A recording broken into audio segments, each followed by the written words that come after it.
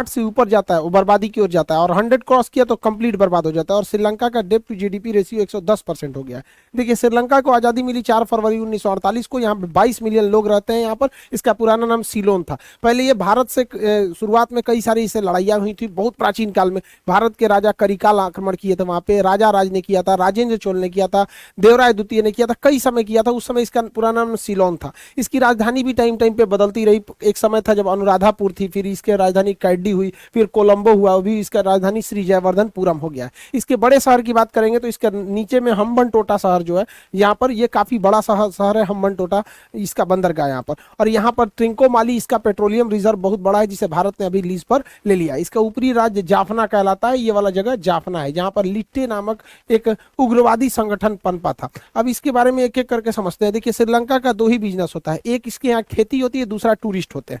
खेती और पर्यटन पे ही ये चलता है, लेकिन इसने पर्यटन पर खुद ही लात मार लिया। जो बचा हुआ काम था उसने कोरोना कर दिया। पर्यटन पर खुद ही लात कैसे मारा? इसने भारत से जो तमिल लोग थे वहां पर ऐसा ऐसा कानून बनाया, नागरिकता खत्म कर दिया। वहां पे लगभग 40,000 लोगों को मार दिया यहाँ पर। और ये तमिल के लोग थे वहां पे, सिंगली बौद्ध की अधिकता है, और ये तमिल जो थे ये ज्यादातर हिंदू रिलीजन से मायने रखते थे। तो ये लोग जो थे इन पर बहुत ज्यादा अत्याचार करने लगे, इनके ऊपर कैंपों में रखा गया, जानवरों की तरह व्यवहार करने लगा। तो जिस वजह से भारत से इनका जो संबंध था बिगड़ते गया। कोई भी टूरिस्ट पास के देश में जाता है, जैसे हम ही लोग को देखेगा, नेपाल बहुत सारे टूरिस्ट जाते हैं। अब नेपाल संबंध खराब कर लेगा तो अच्छा खासा उसको टूरिस्ट लॉस होगा। उसके बाद यहाँ क्या हुआ, ईस्टर डे ब्लास्ट हो गया। क्रिश्चियंस में 3 त्योहार बहुत फेमस है, क्रिसमस, गुड फ्राइडे और ईस्टर। ईस्टर डे में ब्लास्ट में यहाँ लगभग 250 से ज्यादा लोग मारे गए थे, जिसमें से 45 तो विदेशी क्रिश्चियन थे जो टूरिस्ट यहाँ पे घूमने आए थे। जिस वजह से एक भारत को तो नाराज कर ही दिया, और दूसरे क्या है कि विदेशी पर्यटकों में भी एक डर की भावना बढ़ गई। इसकी गहन जांच कराने के बाद इसने कुछ ठोस कदम पे नहीं पहुंचा, और इसने क्या किया, आरोप लगा था इसमें एक्सट्रीमिस्ट इस्लामिक ग्रुप का, जिस वजह से इसने बुर्का पर बैन लगा दिया। उसके बाद एक और माहौल क्या हो गया, भड़क गया। देखिए कभी भी इंटरनल पॉलिटिक्स ऐसी नहीं करनी चाहिए कि जिससे कि एक्सटर्नल पॉलिसी को दिक्कत होने लगे। इससे क्या हुआ कि इंटरनेशनल लेवल पर इसकी इमेज खराब हो गई और इसे लोन लेने में दिक्कत होने लगा। और इसने इसके जो इंटरनल वायलेंस हो रहे थे उसको फेसबुक ने बहुत बढ़ा दिया। यहाँ पर सोशल मीडिया किसी चीज को बहुत बढ़ा रहा है, इसको कंट्रोल करके रखना चाहिए। यहाँ पे जितने भी ये डूबा है इसमें फेसबुक का भी बहुत बड़ा हाल है। भारत में भी क्या है कि मीडिया को भी यहाँ क्या है कि अगर कोई अप्रिय घटना होती है, जैसे दिल्ली में हिंसा हुई थी, उसे सप्रेस करके दिखाना चाहिए। आप कल्पना करके सोचिए, अगर हम लोग को ये न्यूज आए कि लंदन में ब्लास्ट हुआ, लंदन में दंगे फसाद हो गए, तो हमारी खबर हमारे दिमाग में क्या इमेज बनेगा लंदन के लिए कि यार लंदन सेफ शहर नहीं है। लेकिन अभी कैसा लगता है, लंदन बड़ा फेमस जगह है घूमने के लिए। तो मीडिया को भी ये सोचना चाहिए कि दिल्ली में अगर कुछ भी होता है तो दिल्ली राजधानी है, उसे सप्रेस करके दिए, पुलिस को काम करने दीजिए। पुलिस से ज्यादा तो मीडिया वाले कूद जाते हैं, हमारे चैनल की टीआरपी बढ़ेगा, देखिए यहाँ पे 3 इंच का ईंटा था, 12 इंच का घर पे से फेंक दिया, ऐसा ऐसा दिखाएगा सब, जिससे कि ऐसा लगने लगेगा कि वो देश क्या है, अशांत हो जाता है। तो यहाँ पर क्या हुआ था, फेसबुक ने श्रीलंका पे इतना ज्यादा वायलेंस को फेसबुक के एल्गोरिथम ने दिखाया था कि वहां से टूरिस्ट आना ही कम कर दिए, बचा हुआ काम को पूरा कर दिया। कोरोना की वजह से इतना लंबा लॉकडाउन लगा, इंटरनेशनल फ्लाइट बैन लग गए, जिस वजह से यहाँ पे पर्यटन पूरी तरह से चरमरा गया। अब श्रीलंका को खुद सोचना चाहिए, वो अपने यहाँ 7% क्रिश्चियन पे वैसे ही वहां पे वायलेंस हो रहा है, 9% मुसलमानों के ऊपर वैसे ही हो रहा है, 12% जो तमिल हिंदू है उनके ऊपर भी अत्याचार। तो भैया सबके तुम बैरे ले लोगे तो रहेगा कौन तुम्हारे यहाँ। इन सारी घटनाओं की वजह से श्रीलंका को एक हैवी लॉस हुआ और इसकी इकोनॉमी धीरे धीरे स्लो डाउन होने लगी और यहाँ से पर्यटन पूरी तरह से ध्वस्त होने लगा। दूसरा इसका व्यापार था खेती। खेती में ये बहुत बड़े पैमाने पर कोकोनट और कोकोनट ऑयल का एक्सपोर्ट करता था। यहाँ पर नारियल की खेती बहुत ज्यादा होती है, केरल में भी होती है, तटीय राज्यों में। देखिए हम लोग के यहाँ जो नारियल होता है वो लंबे पेड़ों पर होते हैं, लेकिन यहाँ जो तटीय राज्य होते हैं वहाँ नारियल की लंबाई बहुत कम होती है, मतलब 10 फीट 15 फीट पे नारियल हो जाता है और काफी ज्यादा मात्रा में होता है यहाँ पर नारियल। तो नारियल की खेती बहुत ज्यादा होती थी यहाँ पर। साथ में यहाँ पे रबड़ की खेती होती है। रबड़ जो होता है, नेचुरल रबड़ जो होता है, वो यहाँ से इस पे रबड़ के पेड़ से दूध से निकाला जाता है, जिससे ये रबड़ को बनाया जाता है। तो ये रबड़ की खेती भी बहुत ज्यादा इसके पास होती थी। दूसरा चाय में तो ये बहुत ज्यादा एक्सपोर्ट करता था दूसरे देशों को, और खेती पे ये कुछ हद तक आत्मनिर्भर भी था। हमारे यहाँ से कम चाय होता है यहाँ पे, लेकिन हम लोग के यहाँ चाय पी भी तो जाते हैं। इतनी जनसंख्या है उस पे से, जिसको देखो सुबह में दिन भर में 3-4 टाइम चाय पी लेता है यहाँ पर, जिनको चाय की आदत लगी रहती है। तो ये यहाँ पर काफी अच्छे से फल फूल रहा था। लेकिन यहाँ पे चौपट नेता सब, देखिए नेताओं का पढ़ा लिखा होना बहुत ज्यादा जरूरी है, वरना ये ऐसा चौपट करेंगे समझे जिसकी खामियाजा कई पुस्तकों को चुकानी पड़ती है। नेतवा कहा कि भाई जो हम लोग यूरिया, पोटास, डीडीटी जो सिंथेटिक खाद का प्रयोग करते हैं, रासायनिक खाद का, इनके पास टेक्नोलॉजी नहीं थी श्रीलंका के पास, तो इन्हें इंपोर्ट करना होता था। ये लगभग $400 मिलियन प्रति वर्ष खर्च करते थे, यानी 3000 करोड़ रुपए का ये खाद मंगाते थे। इस खाद से ये फायदा होता है कि इससे पैदावार बहुत तेजी से होने लगता है, बहुत ज्यादा पैमाने पर, लेकिन ये क्या है, महंगा आता है। दूसरा, ये खेत को एक लॉन्ग टाइम में नुकसान पहुंचाता है। तो इसने सोचा एक काम करते हैं, इसका आयात पे बैन लगा देते हैं। ऑर्गेनिक खाद, नेचुरल खाद का प्रयोग करेंगे, जैसे हमारे यहाँ पत्तियों को सड़ाकर केचुआ से बनाया जाता है, गाय के गोबर से, उसे ऑर्गेनिक खाद कहते हैं। ये क्या है, ऑर्गेनिक खाद की एक खराबी क्या है कि अगर आप ऑर्गेनिक खाद का प्रयोग करेंगे तो ये आपको 15 से 20 साल बाद इसका रिजल्ट दिखेगा। जैसे भारत में सिक्किम पहला पूर्णतः जैविक राज्य बन गया, वहां पे ऑर्गेनिक खाद का होता है। मिजोरम दूसरा हो गया, पूरी तरह से जैविक शहर अगरतला हो गया। ये सब क्वेश्चन याद रखिएगा, एग्जाम में पूछता है। तो इस खाद के प्रयोग से काफी फायदे होते हैं, लेकिन इसका फायदा तुरंत नहीं दिखता है, और ये इन सारे खादों का फायदा तुरंत दिखता है। तो श्रीलंका का मंत्री पढ़ा लिखल तो था नहीं, उसने आयात पर बैन लगा दिया। आयात नहीं हुआ तो वहां हैवी डिमांड हो गई ऑर्गेनिक खादों की। अब ऑर्गेनिक खाद से तुरंत फायदा होता नहीं है, दूसरा इनके पास ऑर्गेनिक खाद था नहीं और डिमांड भयानक हो गया है। तो इसलिए इन्होंने कहा कि भाई साहब, तो खेती ये चौपट हो गया। तो इन्होंने चाइना से $70 मिलियन का ऑर्गेनिक खाद लाया। अब बताइए, चाइना से मंगा रहा है, खाने पीने का सामान तो कभी नहीं मंगाना चाहिए, तो खाद मंगाया, उस खाद में बीमारी लग गया और अजब टाइप के बैक्टीरिया पाए गए सब इसके खाद में, चाइना वाले में, और पेड़वे खा जाते थे। तो मतलब खाद डाला जाता है पेड़ उगने के लिए, सोच रहा चाइना का खाद डाला जाता तो पेड़वे खा जाता था। तो श्रीलंका ने इस खाद को वापस पैक किया और वापस जहाज से भेज दिया चाइना में। इसे भेजने में श्रीलंका को $7 मिलियन का खर्चा आया। वाह रे श्रीलंका, वाह रे चाइना, वाह यार, इससे बड़का दगाबाज तो दुनिया में कोई नहीं हो सकता। हम लोग पाकिस्तानियों को कमीना समझते थे, ये उसका भी बाप निकला सब। सोचिए किस तरह से, इससे दोस्ती ही नहीं रखनी चाहिए इन चोटों से, फादर ऑफ कोरोना। इस खाद वाला जो संकट है, इसका नतीजा ये हुआ कि जो श्रीलंका अपने खाद्यान्नों पर आत्मनिर्भर था, उसे गेहूं और चावल जैसे चीजों को भी इंपोर्ट करना पड़ गया अपने देश के पेट पालने के लिए। अब टूरिस्ट चौपट हो गया, खेती चौपट हो गया, अब पैसा आएगा कहां से? जिस वजह से इनके पास पेट्रोल को आयात करने का पैसा नहीं था, तो उस वजह से पेट्रोलियम महंगा होते गया। पेट्रोलियम इतना महंगा हो गया, अब पेट्रोलियम के ज्यादा महंगा होने से पेट्रोलियम को लेने के लिए लाइन पे लाइन लगने लगे सब। वहां पर पेट्रोल का रेट इतना महंगा हो गया, 350 रुपया लीटर हो गया। अब ये पेट्रोल और डीजल के महंगा होने से हर चीज पर इफेक्ट पड़ता है, ट्रांसपोर्टेशन कॉस्ट बढ़ जाता है। तो जो आयात नहीं, ट्रेन का किराया बढ़ जाएगा, बस का बढ़ जाएगा, और ट्रैक्टर, डीजल जो भी चीजें चलते हैं इस पर, कंबाइन मशीन वगैरह जो होते हैं, ये सबसे खेती पर इनडायरेक्टली असर पड़ता है, जिस वजह से इसका खेती भी पूरी तरह से स्लो डाउन हो गया श्रीलंका का। एक के बाद एक चौपट होते गया। श्रीलंका के पास पैसा बच गया जीरो, कुछ भी पैसा नहीं बच गया, दुनिया से चला गया लोन मांगने के लिए, IMF वगैरह से लोन मांगने, भारत से लोन मांगने। इसके पास इस साल $7 बिलियन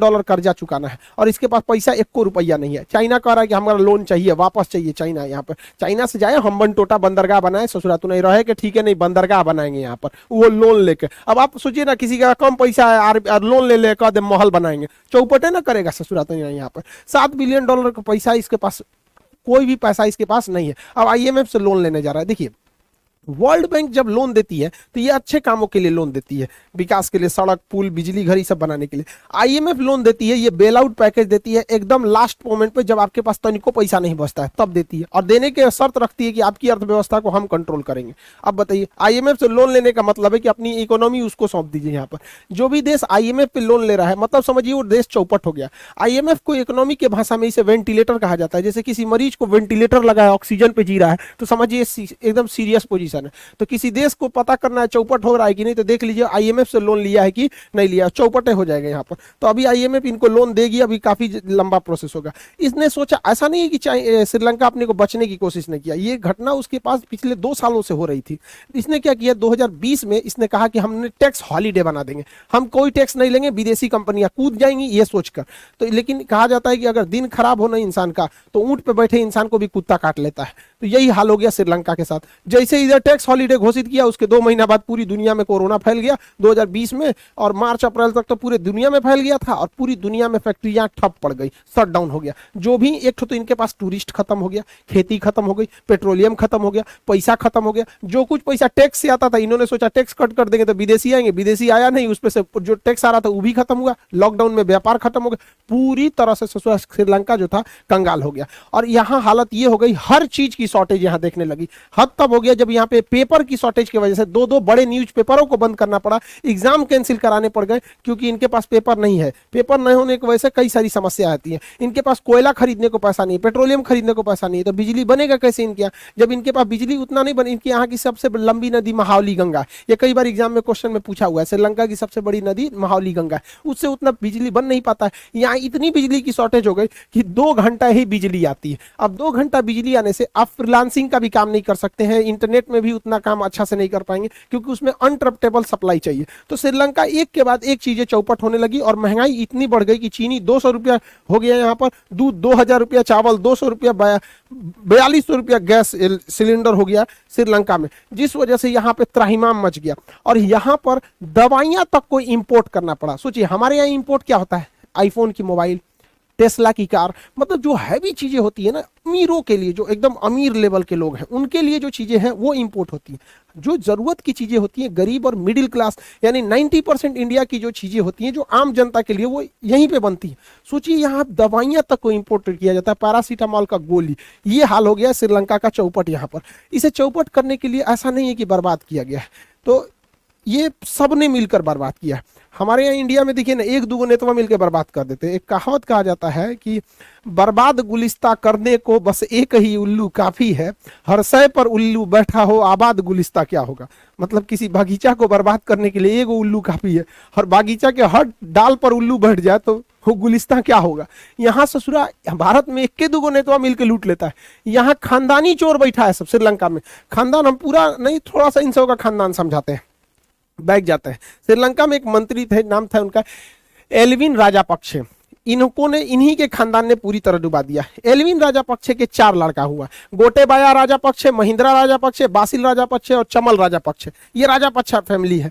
गोटेबाया राजापक्षे की सुनिए ध्यान से, इन्होंने 40,000 तमिलों को मरवाया है। अभी ये वहां के राष्ट्रपति हैं। इनके भाई महिंद्रा राजापक्षे वहां के प्रधानमंत्री हैं। इनके भाई बासिल राजापक्षे वित्त मंत्री हैं, यही ने चौपट किया पूरी तरह। चमल राजापक्षे सिंचाई है, पूरी तरह से इरिगेशन मिनिस्ट्री इन्हीं के पास था, खेती को इन्हीं ने चौपट कर दिया। अभी तो ये है भाई, अभी इनको देखिए भतीजा इन सब का, मतलब इनका बेटा महिंद्रा राजपक्षे के 2 बेटा, नवल राजापक्षे और यूसिया राजापक्षे। नवल राजापक्षे खेल मंत्री है, यूसिया Rajapaksa chief of the staff है, मतलब किसको नौकरी देना है किसको नहीं, इन्हीं को जिम्मेदारी।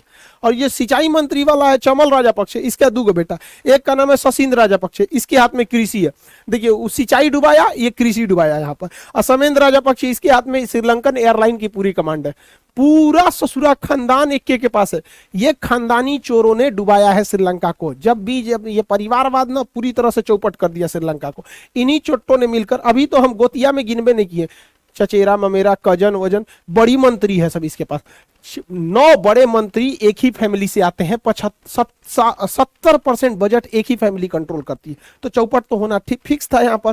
अब यहाँ पर श्रीलंका में इनके खिलाफ भयानक बवाल फैलने लगा, यहाँ पर प्रोटेस्ट होने लगे, प्रोटेस्ट धीरे धीरे वायलेंस होने लगे। हाल ये हो गया कि यहाँ पर प्रोटेस्टर जो थे ये मंत्रिमंडल के इस्तीफे की मांग करने लगे। मंत्रिमंडल ने इस्तीफा दे दिया, लेकिन ये दूगो जो था सब ये इस्तीफा नहीं दे रहा था सब। तो महिंद्रा राजापक्षे जो प्रधानमंत्री थे उनके घर को जला दिया गया। बाद में इनको इवैक्यूएट करने के लिए आर्मी बुलानी पड़ी, तो इन्हें अपना त्यागपत्र देना पड़ गया। लेकिन गोटेबाया राजापक्षे अभी भी है। प्रदर्शनकारियों का कहना है जब तक इस चोट्टा को नहीं हटाएंगे हम यहाँ से हटने वाला नहीं है। तो यहाँ पर तो ये हट गए हैं महिंद्रा राजापक्षे, और जब तक ये गोटेबाया नहीं हटेंगे तब तक नहीं होंगे। भाई साहब भारत के तमिलों के 40,000 का जान लिए हो यार, तुम नींद कैसे आ जाती है तुम। हर इंसान, हम लोग अफगानिस्तान का एग्जाम्पल देते हैं ना, ये तमिलों के साथ उनसे भी बुरा हाल किया था। समझ में, आपका देश डिजर्व करता है इसको। भारत के तमिल क्या मांग रहे थे यार, माइनॉरिटी को जीने नहीं देता है सब यहाँ पर। यही हाल हो गया, जियो अब तुम अच्छा से यहाँ पर।